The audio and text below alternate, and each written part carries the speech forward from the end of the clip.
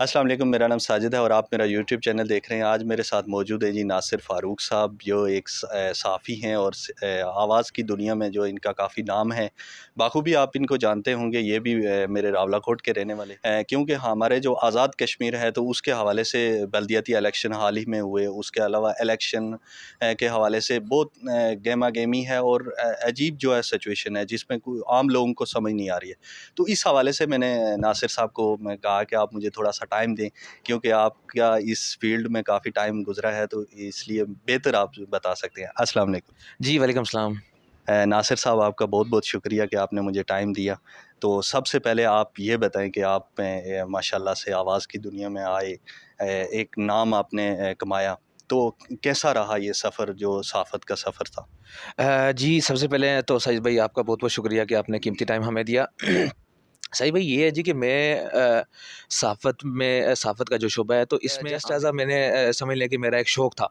तो मैंने ये किया जी कि मैं इसको मतलब छोटी-सी वीडियो वगैरह कोई इस तरह के मामलात में करने लगा। उसके अलावा मैं आपको बताऊँ कि इस शोबे में मेरे आने का बुनियादी मकसद ही यही था कि लोगों के जो छोटे-छोटे मामलात होते हैं थाने में, कचहरी में और मतलब इस तरह के, वो उन मामलात में मैंने इस मीडिया फ़ील्ड को मैंने यूटिलाइज़ करके तो मैंने देखा जी कि बड़ा अच्छा रिस्पॉन्स मिला और लोगों के बड़े मतलब मामलात भी हमने हल किए इस प्लेटफ़ॉर्म के थ्रू से।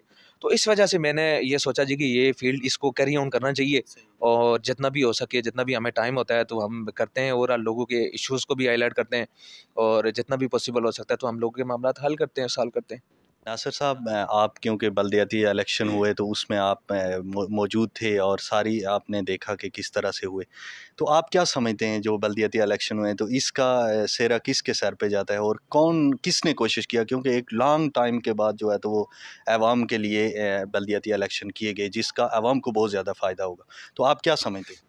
जी, जहाँ तक आपने बल्दियती इलेक्शन के हवाले से बात की है, तो बल्दियती इलेक्शन यकीनन ये 31 साल बाद ये इनका इनकाद हुआ है। तो ये मैं समझता हूँ कि ये तनवीर इलियास हुकूमत को ये क्रेडिट जाता है और बिलख़ुसूस मैं तनवीर इलियास साहब को पर्सनली मैं उनको मुबारकबाद देना चाहता हूँ कि 31 साल बाद उन्होंने ये इक़्तिदार निचली सतह पर मुंतकिल करने के लिए अपनी हुकूमत को दाँव पे लगा के उन्होंने इसके लिए तगदो की है। और आप ये देखें जी कि इससे पहले नून लीग की भी हुकूमत थी और पीपल्स पार्टी की भी उन्होंने भी हुकूमतें की हैं और दीगर मतलब जो लोग थे। लेकिन जितनी भी ये अपोज़िशन के जो जितने भी लोग हैं या हुकूमती अरकान में से भी बाज़ मेंबरान ऐसे थे कि वो नहीं चाहते थे कि बल्दिया इलेक्शन हो। क्योंकि ये जितना भी आपको पता है फ़ंड और दूसरी चीज़ें थी तो ये निचली सतह पर जहाँ तक आपने बात की है बल्दियाती इलेक्शन के हवाले से तो मैं आपको बताऊँ कि एज़ अ कैंडिडेट में था। एज़ अ लोकल काउंसिलर के लिए मैं वार्ड में बल्दियाती इलेक्शन में कंटेस्ट कर रहा था। तो वो फिर हमने अपनी पार्टी की तरफ से और फिर हमारा फैमिली से एक मेंबर सरवर सदोज़ाई साहब वो खड़े हो गए और फिर उनको सपोर्ट किया है और अल्हम्दुलिल्लाह हमने अपने यूसी से लोकल काउंसिलर अपनी पार्टी से मुंतखब किया है सरवर सदोज़ाई साहब को, उनको ही हमने सपोर्ट किया था।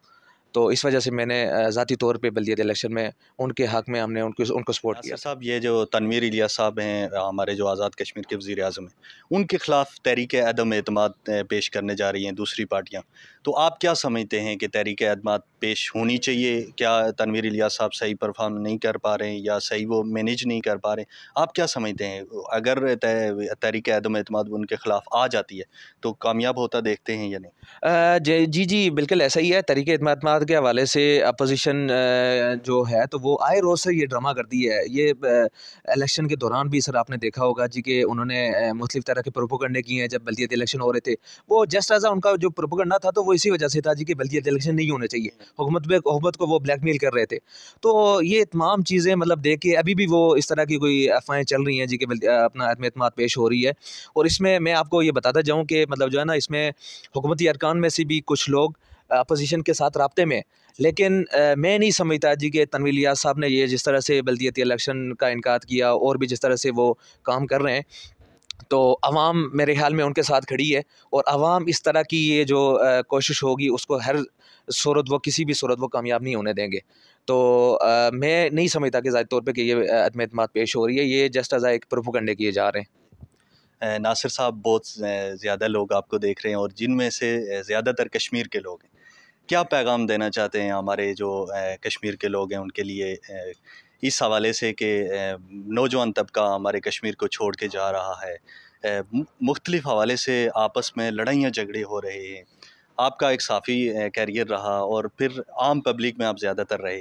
क्या पैगाम देना चाहेंगे? जहाँ तक आपने साफ़त के हवाले से बात की है, तो मैं आपको बताता चलूँ कि मैं ना कोई अभी मैं अपने नाम के साथ कोई जर्नलिस्ट लिखता हूँ, ना मैं अभी कोई उस तरह का साफ़ी हूँ, ना मैंने अभी इस जो प्रोफ़ेशन है, ना मैंने इसको प्रॉपर्ली अभी कैरी ऑन किया है। तो दूसरा ये है कि जहाँ तक आपने नौजवानों की बात की है, तो मैं ज़ाती तौर पे मैं आपको बताऊँ कि मैं कहना तो नहीं चाहिए, मतलब आपने चलो मैंने से पूछ लिया है, तो मैं आपको बता देता हूँ कि जहाँ तक मैं ये समझता हूँ कि जो बंदा जिस पोस्ट पे भी है, जहाँ पे भी है, तो उसको अपने ज़ाती तौर पे एफ़र्ट करने चाहिए। जो लोग मतलब बेरोज़गार हैं, जो लोग गरीब हैं और जिनकी को फाइनेंशियली मतलब उनकी अगर कोई सपोर्ट की जाए, तो इस हवाले से हर बंदे को अपने ज़ाती तौर पे उनको कोशिश करनी चाहिए।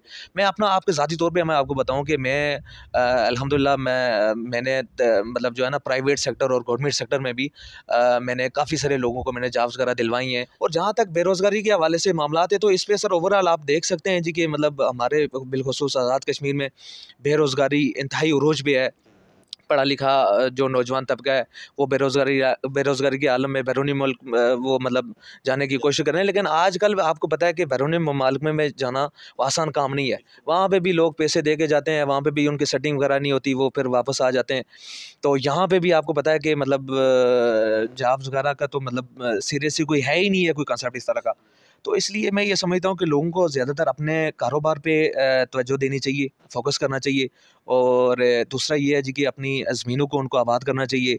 और बाकी ये है जी कि जो लोग जहाँ पे किसी अच्छी पोस्ट पे बैठे हुए हैं, किसी अच्छा जगह बैठे हुए हैं, उन लोगों को भी चाहिए जी कि मतलब अपने जो लोग बेरोज़गार हैं, उनके लिए कोशिश करें, चाहे प्राइवेट सेक्टर में किसी भी जगह अगर वहाँ पे उनके लिए पॉसिबल हो सकता है, तो वो उनके लिए कोशिश करें। उनके लिए जिस तरह से भी कोई उनके लिए वो कर सकते हैं, तो वो उनको करना चाहिए। जी, बहुत शुक्रिया नासिर साहब, आपने टाइम दिया। ये कुछ सवाल थे जो मेरे ज़हन में थे, नासिर साहब से मैंने पूछे। तो इसी के साथ अपने मेज़बान साजिद ख़ान को इजाज़त दीजिए। मिलेंगे नेक्स्ट वीडियो में, तब तक के लिए बहुत अल्लाह शुक्रिया, बहुत हाफ़िज़। शुक्रिया सर, थैंक यू।